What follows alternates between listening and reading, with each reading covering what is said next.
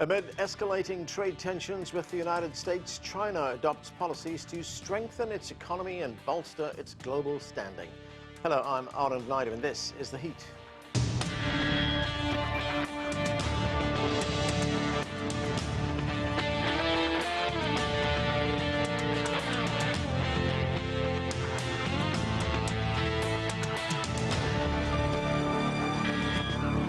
China has set a target of around 5% GDP growth in 2025, accompanied by a significant increase in fiscal spending to stimulate domestic consumption and reduce reliance on foreign markets. Beijing is implementing the dual circulation strategy, focusing on internal demand while maintaining external trade relations. All this as the government is investing heavily in high-tech industries like AI and strengthening ties with BRICS nations and Southeast Asian countries. What are the implications of China's strengthened partnerships with developing nations for the global economic landscape? We'll get the view from the Global South later in the program, but we begin with China. Liang is a chair professor in economics at Willamette University, and Andy Mock is a senior research fellow with the Center for China and Globalization. It's great to have both of you with us. Thank you very much. Andy Mock, let me start with you. Amid this trade war with the United States, China is focusing on transitioning from high-speed growth to high-quality development. Here is the vice chairman of China's National Development and Reform Commission, who talked recently about Beijing's strategy. Let's listen.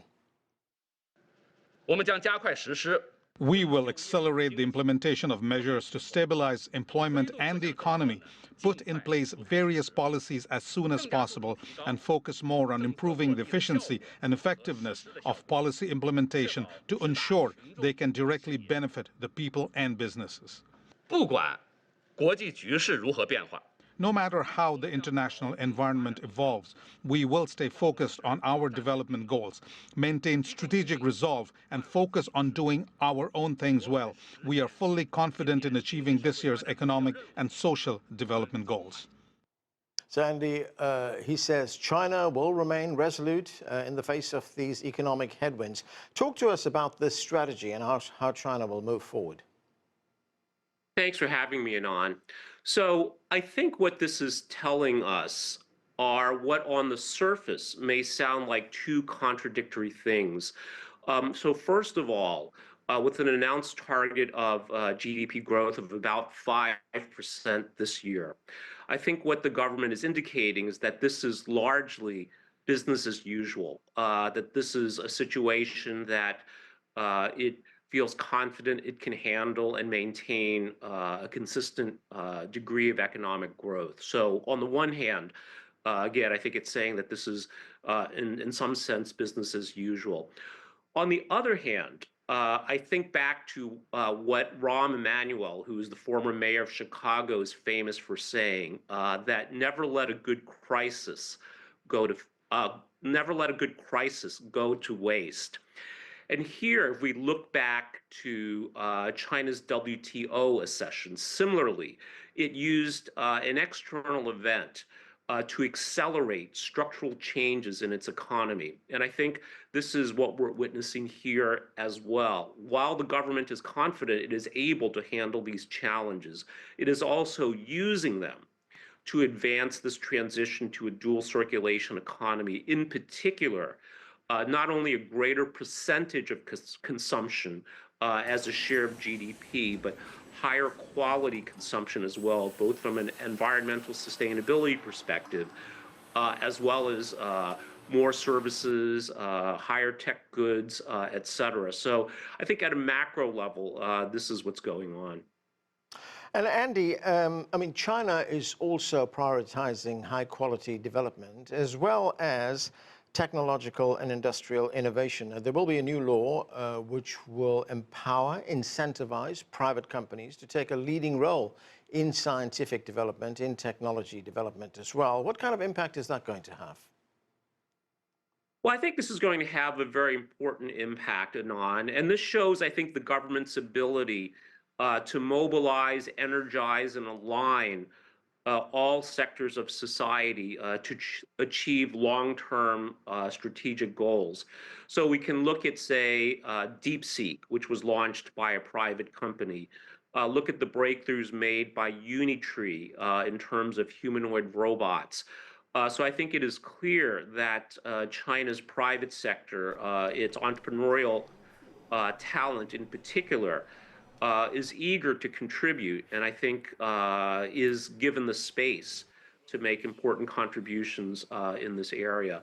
And I think many people are saying that just as we've seen China establish a leadership role in electric vehicles and batteries as well, that we can expect something similar with AI-powered robots. And the low-altitude economy, I think, is worth mentioning as well as another technology ecosystem that will be a part of this modern, futuristic, dual circulation economy.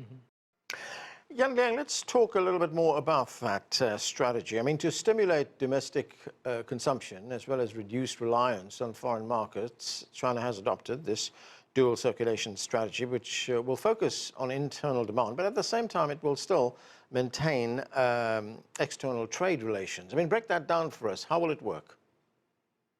Yeah, well, good to be with you, Anand and Andy. So I think, first of all, this is important as a way to really understand domestic dynamics. As a matter of fact, I think, since early 2010s, China has already pivoted towards domestic demand, be it investment-driven, but also consumption-driven growth. But I think COVID has in some ways disrupted that process. So now I think China is doubling down on boosting domestic consumption demand. And there are various policies that have been rolled out. As you know, that by March this year, the NPC, the National People's Congress, has rolled out consistently, right, the fiscal stimulus that are going to not only boost people's income, but also really trying to subsidize consumption and other, very important services like elderly care, child care, and so on and so forth to boost people's confidence in spending. So I think, these policies are very consistent and very clear that China is going to continuously boost domestic demand when it comes to consumption demand, because that is a means to, continue to grow the economy, but also an end of itself, because I think lifting the living standards of people is really the ultimate goal of sustainable development. Now, when it comes to the external sector and when it comes to these dual circulation, the external, engagement is still very important for China.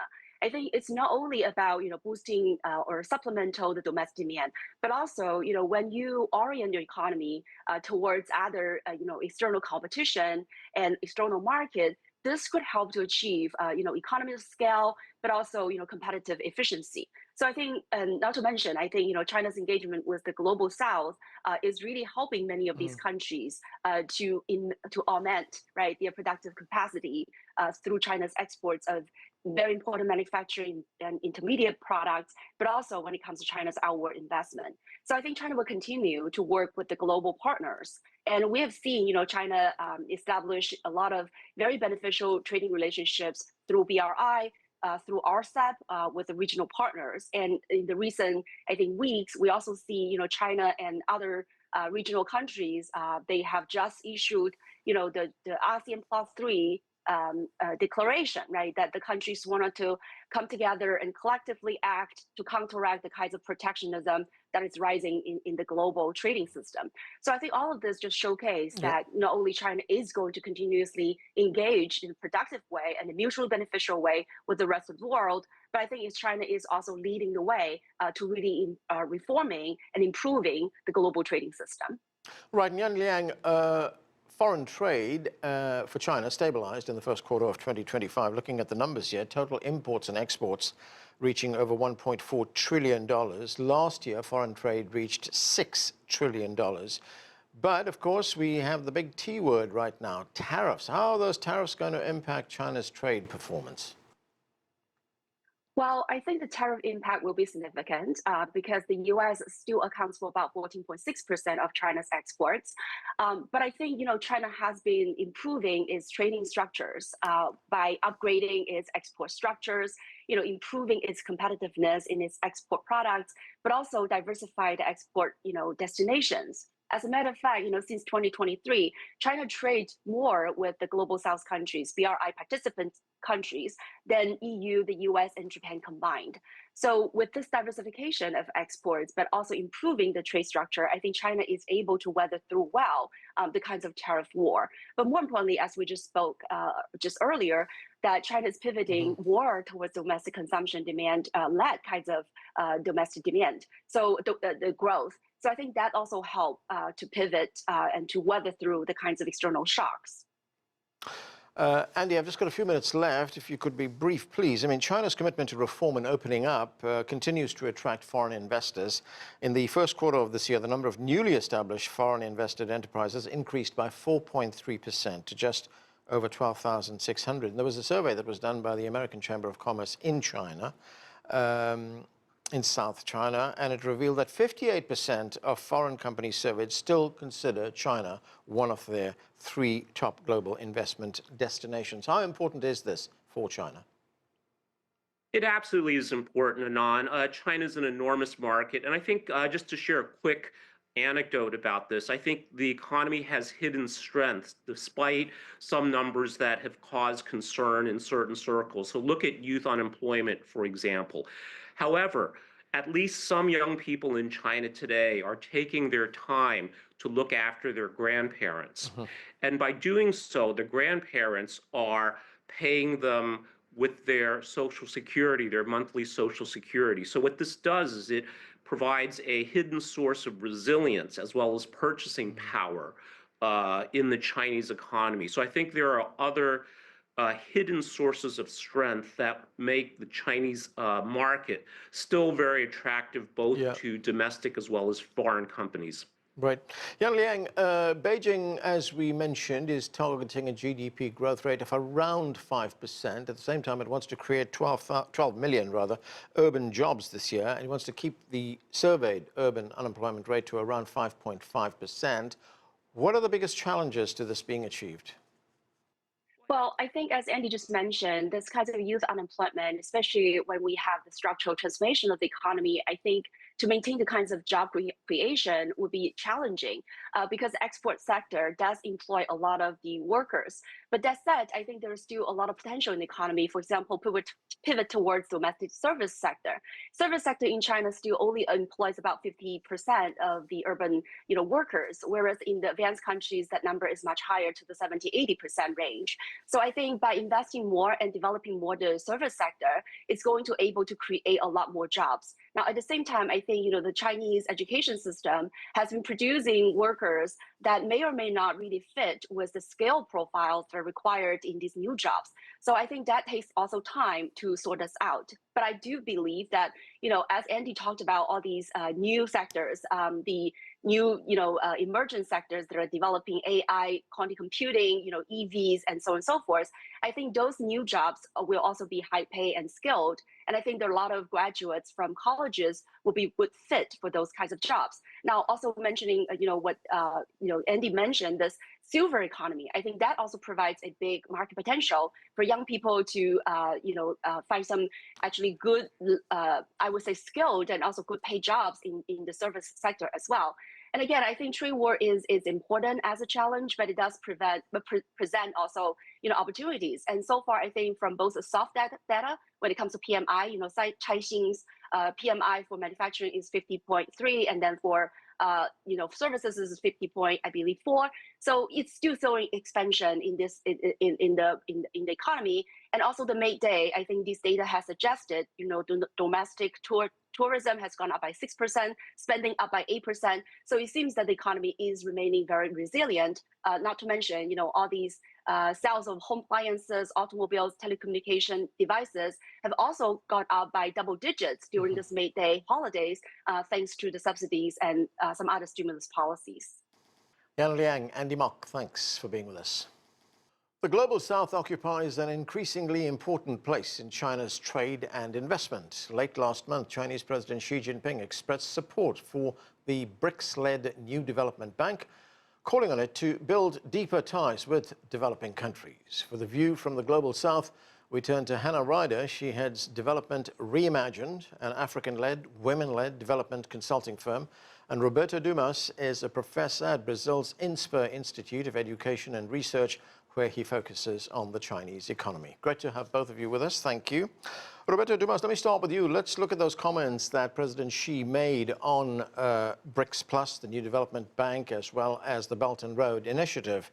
China's trade with partner countries in the BRI amounted to more than $3 trillion last year, and 54% of China's imports came from these partner countries.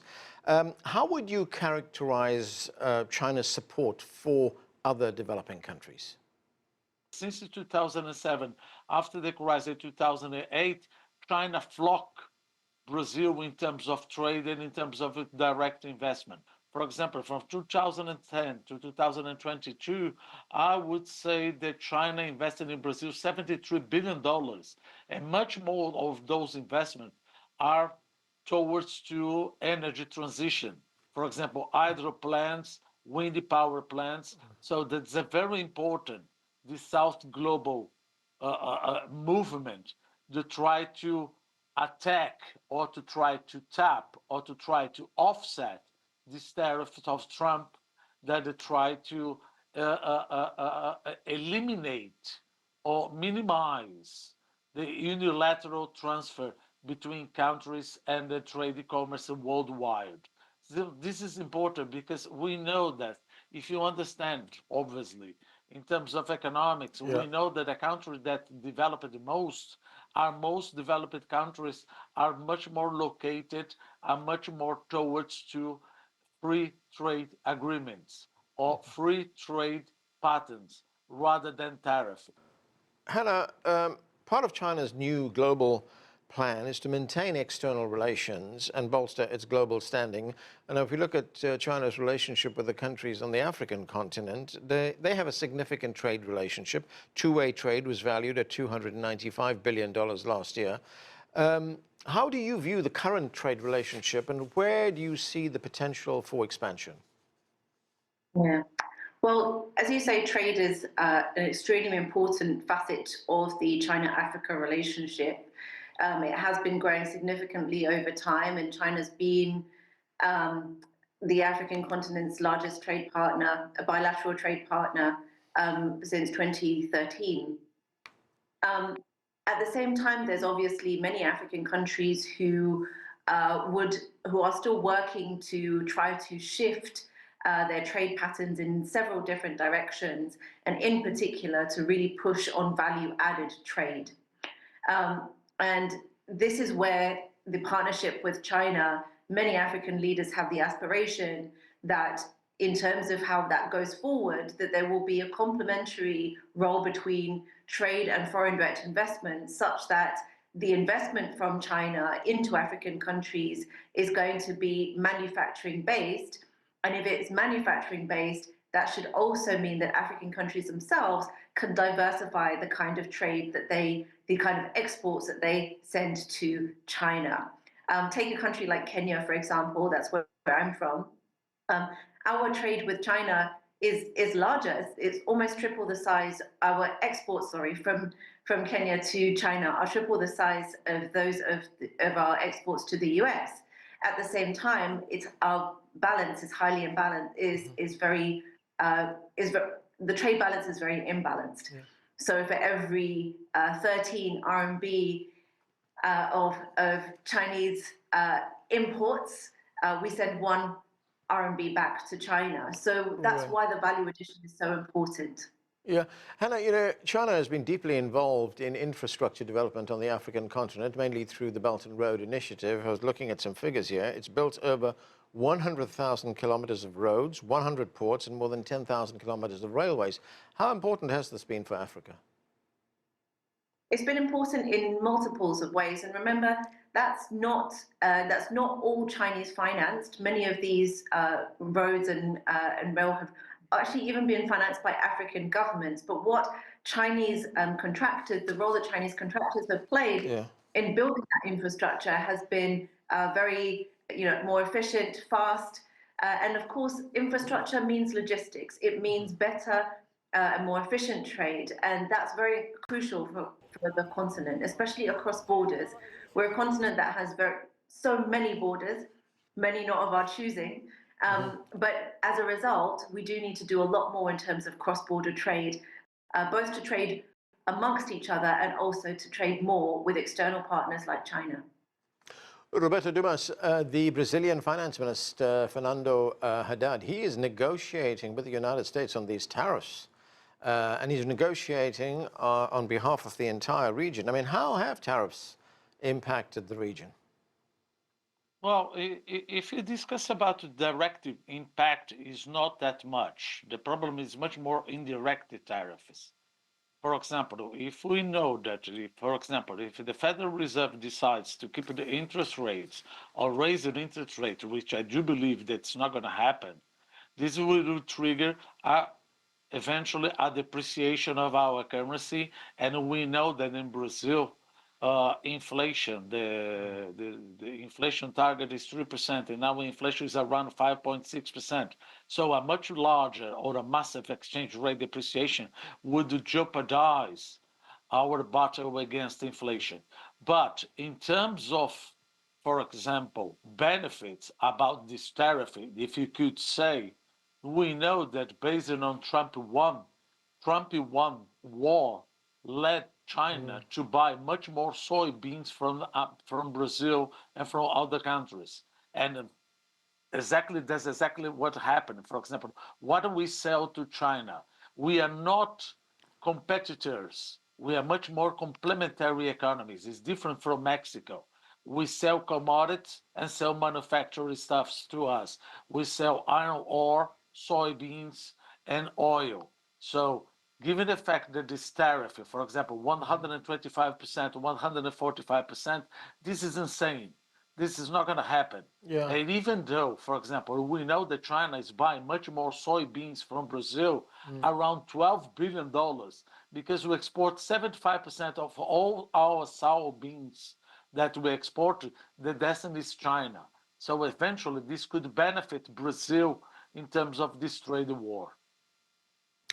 Hannah, there's also one other development we're seeing. The South China Morning Post recently reported that local traders in East Africa, as well as other regions in Africa, are increasingly sidestepping the dollar now in favor of using the Chinese yuan as the currency for trade. I mean, what can you tell us about that? And it's certainly that would have some kind of impact on the geopolitics of the region, wouldn't it?